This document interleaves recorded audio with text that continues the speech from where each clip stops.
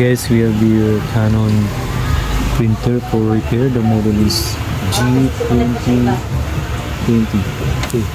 Problem is the ink cartridge. The ink cartridge is full. Then support code is 1728.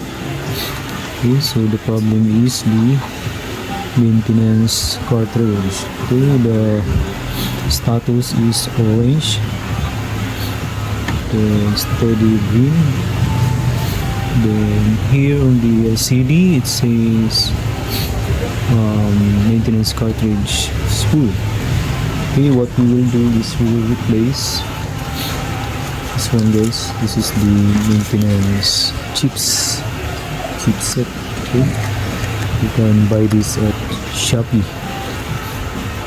So first, let's turn off the printer. Then we will access at the back here. We'll open this area here. Okay. So we use a flat screw in order to access this area here. Okay. Then this is the cartridge. Okay. Then it has chips inside here. Okay, we will remove this one.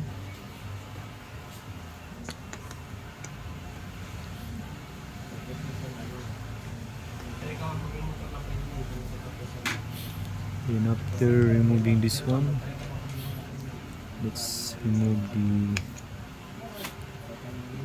casing of the chips. This one, this is the chip. Okay, let's remove the chips.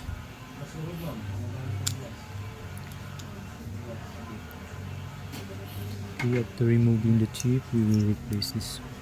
Okay, this is our chip. You can buy the whole cartridge, but if you want to save, you can replace this one.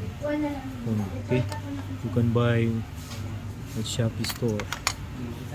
Okay, this one I bought this at Shopee, and I will just get one because this is 10 pieces. Okay, to remove, just do like this. Yeah, this one. Okay.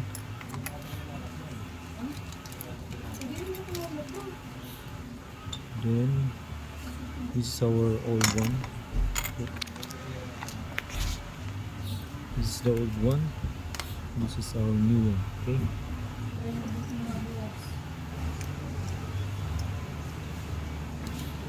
All you have to do is put it back together, just like that.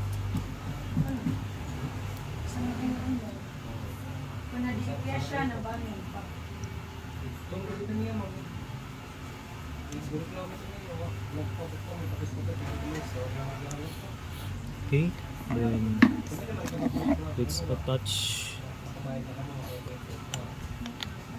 here the casing. Okay.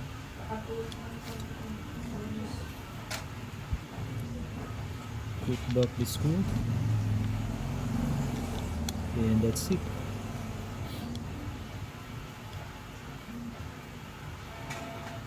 And let's put it back together.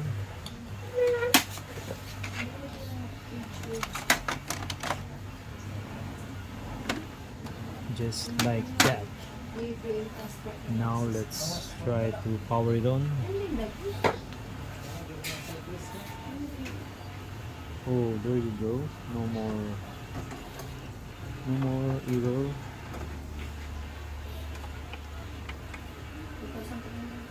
Now it's working. There you go, no more error.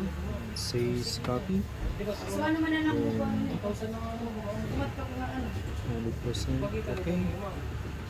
So that's it. That's how you replace the ink